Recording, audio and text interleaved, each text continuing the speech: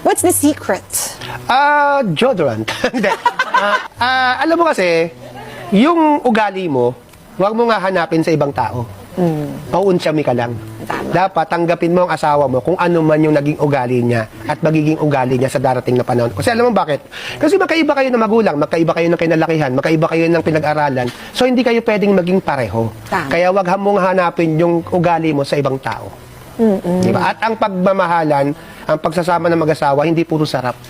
Doon sa hirap, doon maitetest kung gaano mo kamahal ang isa't isa. Ang asawa ko nire-respect. Pagdating ko sa bahay, nagmamano pa ako dyan. Oo, inaasawa ko kasi kaibigan ko. Hindi na kami nag-aaway. Doon na lang kayo, di ba? Pag nagagalit, galit ka na naman. Yun lang sinabi ko. Ikaw talaga. Pag kilalang mo ako, wala akong kinakatakutan. Asawa ko lang. Akin lang, mamahalin kita habang ako'y nabubuhay. Yeah!